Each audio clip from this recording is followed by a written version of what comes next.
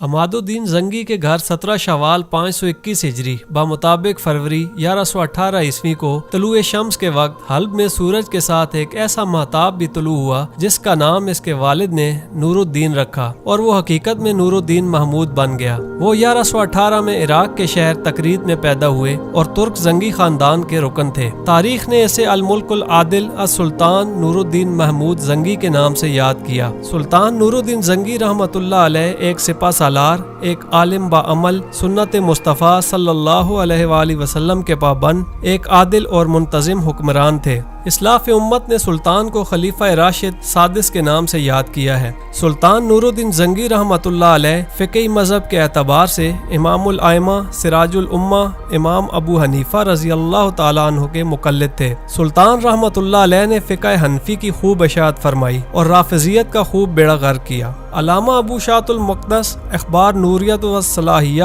میں لکھتے ہیں کہ نور الدین زنگی رحمۃ اللہ علیہ طویل نماز ادا کرتے، دن میں وظائف کرتے، رات کو عشاء کی نماز کے بعد سو جاتے اور آدھی رات کے وقت اٹھ جاتے، وضو فرماتے اور صبح تک نوافل ادا کرتے تھے۔ پھر آپ کی سواری آ جاتی اور آپ سلطنت کے کاموں میں مشغول ہو جاتے۔ سلطان رحمۃ اللہ علیہ نے ساری زندگی میدان جہاد میں گزاری۔ آپ کو فلسطین اور بیت المقدس آزاد کروانے کی تمنا جنون کی حد تک تھی۔ اس کے باوجود بھی سلطان کی نماز کبھی قضا نہ ہوئی۔ میدان جہاد میں بھی اللہ کی بارگاہ میں باقاعدگی کے ساتھ سر مسجود ہوتے، ساری رات دعاؤں میں گزار دیتے۔ علامہ ابن اسیر فرماتے ہیں کہ نور الدین زنگی راتوں کو بہت زیادہ نماز ادا کرتے، اللہ سے دعا اور استغفار کرتے، تلاوت قرآن پاک فرمایا کرتے تھے، اور صحابہ کرام علیہم رضوان کے بارے میں آتا ہے رات کو عبادت کرتے اور دن کو شاہ سوار ہوتے، یعنی جہاد کرتے۔ یہ مقولہ حضرات صحابہ کے بعد سلطان نور الدین زنگی پر مصداق آتا ہے۔ آپ نے ساری زندگی عوام و قوم کی حقیقت میں خدمت کی،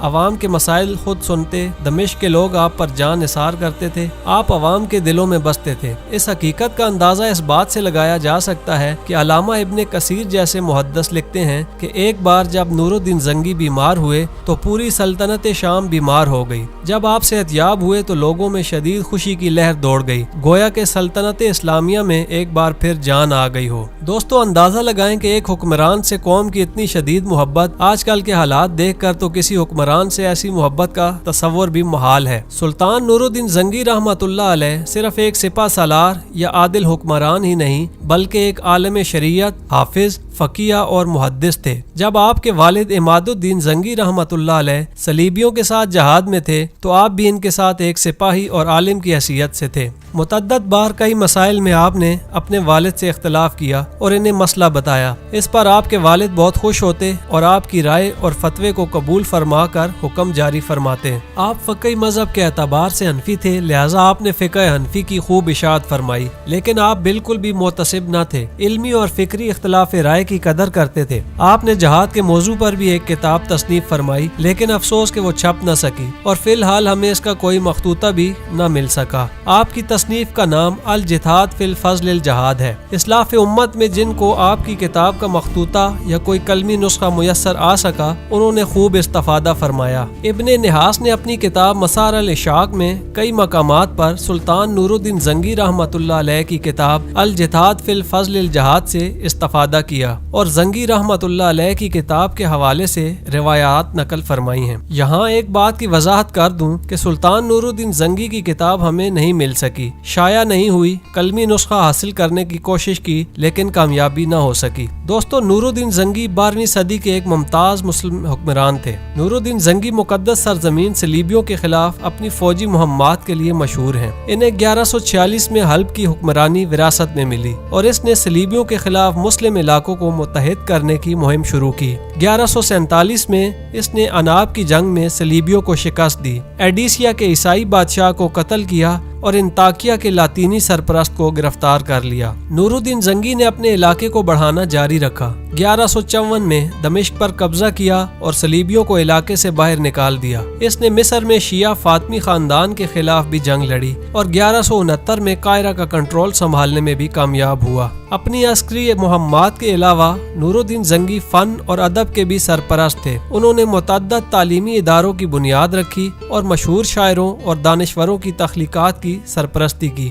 नूरुद्दीन जंगी का दौर मुस्लिम दुनिया में इस्तेहकाम और खुशहाली का दौर था। वो अपनी तकवा, हिकमत और इंसाफ के लिए जाने जाते थे। नूरुद्दीन जंगी फन तामीर का बहुत बड़ा सरपरस्त था और इसने अपनी मुमलिकत में मुतअद्दिद मसाजिद और मदारिस, इस्लामी स्कूल की तामीर का काम सौंपा। इनमें सबसे मशहूर दमिश्क का मदरसा अन-नूरिया है जो 1167 में मुकम्मल हुआ और आज भी खड़ा है। मजमूई तौर पर नूरुद्दीन जंगी मशरिक़ वस्ता की तारीख की एक अहम शख्सियत थे और मुस्लिम दुनिया में इनकी खिदमात को आज भी मनाया जाता है। नूरुद्दीन जंगी न सिर्फ एक माहिर फौजी कमांडर और एक माहिर सियासतदान थे, बल्कि वो अपनी जाती खूबियों के लिए भी मशहूर थे। वो अपनी रियाया के लिए फयाज और हमदर्द के तौर पर जाने जाते थे और वो अक्सर अपने दुश्मनों पर रहम करते थे। अपनी कामयाबियों के बावजूद नूरुद्दीन जंगी को अपने दौरे हुकूमत में बेशुमार चैलेंजेस का सामना करना पड़ा। इसे सलीबियों, फातमियों और मुतअद्दिद मकामी बगावतों से मुकाबला करना पड़ा और वो मुसलसल अपनी हुक्मरानी को वसअत देने और मजबूत करने की कोशिश कर रहा था। इन चैलेंजों के बावजूद नूरुद्दीन जंगी एक पायदार मीरास छोड़ने में कामयाब रहे। इन्हें एक आदिल हुक्मरान के तौर पर याद किया जाता है जो सलीबियों के खिलाफ मुस्लिम दुनिया को मुत्तहिद करने और खित्ते में इस्तेहकाम और खुशहाली का दौर कायम करने में कामयाब रहा। इसकी फौजी कामयाबियों ने सलाहुद्दीन के जरिए यरूशलेम पर दोबारा कब्जा करने की राह हमवार की और इनके फनून और अदब की सरपरस्ती ने सीखने और स्कॉलरशिप की सकाफत को फरोख्त देने में मदद की जो आज तक बरकरार है। वो एक हुनरमंद फौजी कमांडर भी थे जो नज़्म ज़ब्त, तंजीम और टेक्नोलॉजी की अहमियत को समझते थे। उन्होंने अपनी फौजों में नए हथियार और हिकमत अमली मुतारिफ करवाई और मोहतात मनसूबा बंदी और अमल दरामद के जरिए बहुत बड़ी सलीबी फौजों को शिकस्त देने में कामयाब रहे। उन्होंने मुतअद्दिद मदारिस की बुनियाद रखी और उलमा और शायरों के काम की सरपरस्ती की, जिससे इस्लामी तालीम और अदब की एक भरपूर मीरास पैदा करने में मदद मिली जो आज तक बरकरार है। मजमूई तौर पर नूरुद्दीन जंगी एक पेचीदा और कसीरो जहती शख्सियत थे जिन्होंने मशरिक़ वस्ता की तारीख में एक अहम किरदार अदा किया। एक फौजी कमांडर, सियासतदान और फनून लतीफ़ा के सरपरस्त के तौर पर इनकी मीरास ने खित्ते पर अनमिट नकूश छोड़े हैं और दुनिया भर के लोगों को मुतासिर करने का सिलसिला जारी है। उन्होंने मुतअद्दिद इस्लाहात मुतारिफ करवाई जिनका मकसद गुर्बत और अदम मुसावात को कम करना था, जिनमें हस्पतालों, यतीम खानों और दीगर खैराती इदारों का क़याम शामिल है। वो अपनी बादशाहत में ईसाई और यहूदी बिरादरियों के साथ एहतराम के साथ बर्ताव के लिए जाने जाते थे और उन्होंने अपनी इंतजामिया में गैर मुस्लिमों को भी आला ओहदों पर तैनात किया। अपनी अस्करी और सियासी कामयाबियों के अलावा नूरुद्दीन जंगी एक माहिर शायर और खत्तात थे। वो अपनी खूबसूरत लिखावट और अरबी और तुर्की दोनों जबानों में खूबसूरत शायरी लिखने की सलाहियत के लिए जाने जाते थे। इनकी शायरी अक्सर मोहब्बत, रूहानियत और फितरी दुनिया के मौज़ूआत से निमटती है। नूरुद्दीन जंगी की मीरास दुनिया भर के लोगों को खास तौर पर मुस्लिम दुनिया में मुतासिर करती है। इन्हें एक आदिल और दानिशमंद हुक्मरान के तौर पर याद किया जाता है। समाजी इंसाफ, मजहबी रवादारी और फनून लतीफ़ा के लिए इनकी वाबस्तगी ने मशरिक़ वस्ता की तारीख पर एक लाजवाल निशान छोड़ा है और आज भी लोगों को मुतासिर कर रहा है। यहाँ नूरुद्दीन जंगी रहमतुल्लाह अलैह का एक बहुत मशहूर वाक़या अर्ज करता हूँ जिससे अंदाज़ा लगाना आसान होगा कि सुल्तान नूरुद्दीन जंगी इश्क़ रसूल सल्लल्लाहु अलैहि वसल्लम के किस मकाम पर फाइज थे। सलीबी जंगों के दौरान सलीबियों ने रोज़ा रसूल सल्लल्लाहु अलैहि वसल्लम की तौहीन करके मोहम्मद रसूलुल्लाह सल्लल्लाहु अलैहि वसल्लम का जस्द अक़दस निकालने की कोशिश की। नूरुद्दीन जंगी रहमतुल्लाह अलैह एक रात सो रहे थे। ख्वाब में रसूलुल्लाह सल्लल्लाहु अलैहि वसल्लम की ज़ियारत हुई। हुज़ूर अलैहिस्सलातु वस्सलाम ने इरशाद फरमाया कि नूरुद्दीन, दुश्मन हमें नुकसान पहुंचाने की कोशिश कर रहा है और साथ ही हुजूर अलैहिस्सलातु वस्सलाम ने दो अशखास के चेहरे भी दिखाए। नूरुद्दीन जंगी की अचानक आंख खुल गई। आपने काजी को बुलाया और ताबीर पूछी। काजी साहब ने फौरन मदीना मुनव्वरा हाजिरी देकर रसूल अल्लाह सल्लल्लाहु अलैहि वसल्लम के हुक्म की तामील का कहा। सुल्तान नूरुद्दीन जंगी रहमतुल्लाह अलैह चंद खास अफराद को लेकर रात के अंधेरे में तेज रफ्तार घोड़ों के जरिए मदीना मुनव्वरा रवाना हो गए। मदीना मुनव्वरा पहुंचकर सुल्तान ने मदीने के गवर्नर से बात की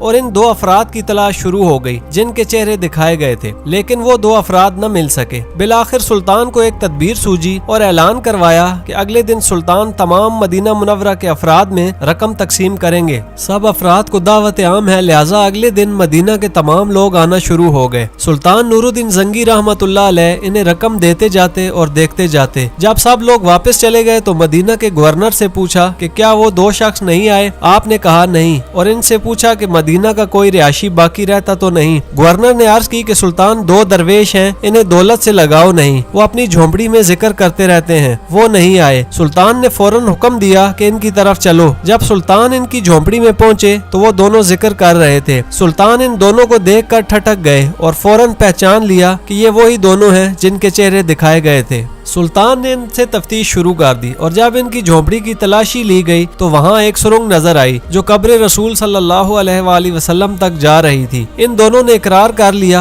वो सलीबियों के भेजे हुए जासूस हैं और इनका मकसद नबी सल्लल्लाहु अलैहि वसल्लम का जिस्म निकालना था। सुल्तान ने फौरन इन दोनों के सर कलम कर दिए और कब्र नबी सल्लल्लाहु अलैहि वसल्लम के इर्द गिर्द सीसा पिलाई दीवार बना दी ताकि आइंदा कोई ऐसी जुर्रत न कर सके। इस वाक़े से सुल्तान नूरुद्दीन जंगी की बारगाह मुस्तफ़ा सल्लल्लाहु अलैहि वसल्लम में मकबूलियत का इल्म होता है और बारगाह नबी सल्लल्लाहु अलैहि वसल्लम में मकबूलियत बगैर इश्क के नहीं मिलती। दोस्तों, सुल्तान नूरुद्दीन जंगी रहमतुल्लाह अलैह की शदीद ख्वाहिश थी कि वो मैदान जंग में शहीद हों, लेकिन अल्लाह ने इन्हें बिस्तर पर वफात अता की। लेकिन मुअर्रिखीन मुहद्दिसीन तमाम ने आपको शहीद लिखा और आप शहीद के लक़ब से मशहूर हो गए। ज़बान खल्क़े नकारा खुदा होती है कि मिस्दाक आपको सब ने शहीद ही लिखा।